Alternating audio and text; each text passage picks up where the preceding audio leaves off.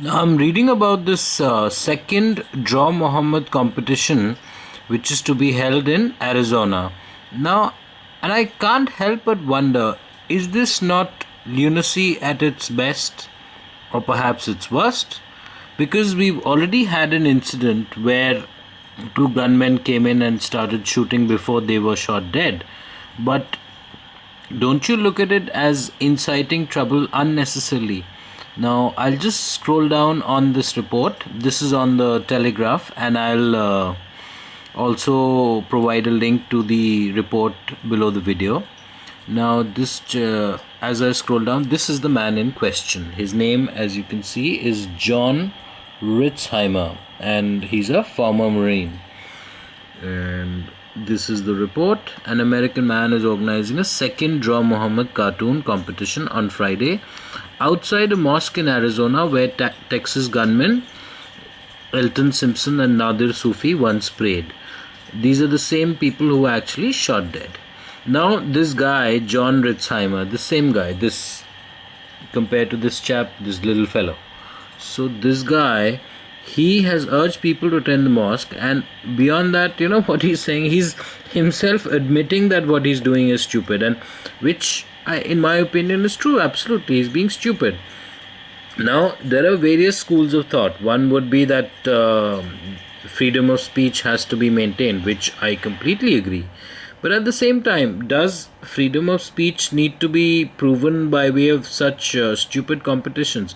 See, by and large, Islamic people tend to be a little too fundamentalist. That's one. Number two, their religion somehow prohibits these kind of, any depiction of the Prophet Muhammad.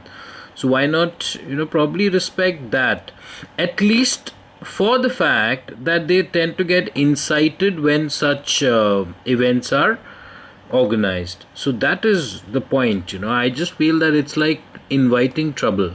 It's like, waving a red cloth in front of a bull. That's the way I look at it. Now, this is a report on a previous Draw Muhammad competition, the one in Garland, Texas, where these two gunmen, Elton Simpson and Nadir Sufi, they were shot dead as they were drawing their weapons. And the lady who organized that event, Pamela Geller, she had organized the event as a celebration of freedom of speech. Again, I look at it this way, that is that really celebration of freedom of speech? Is that the way in which you need to prove your freedom of speech? Now, I'll just go to the other story on this. This is also on the Telegraph. Now, this is the lady in question who organized the previous event, Muhammad Art Exhibit. Her name is Pamela Geller. This is the woman. And here you can see that Garland police block a street after two men drove up and started shooting at in Garland, Texas. So this is the whole point. It somehow it it may, these kind of events, yes, they might prove that in your country, in your own country, you should definitely have the requisite freedom of speech to say and do what you want. But should it be done this way, and does that really prove what you're trying to prove? I think that is the point. And unnecessarily, to trouble you, not only your own self but your family.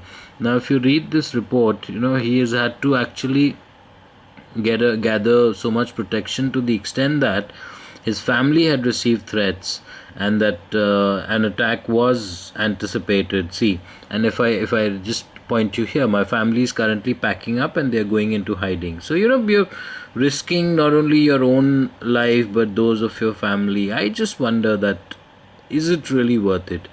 And then he goes on to say that true Islam is terrorism. Really?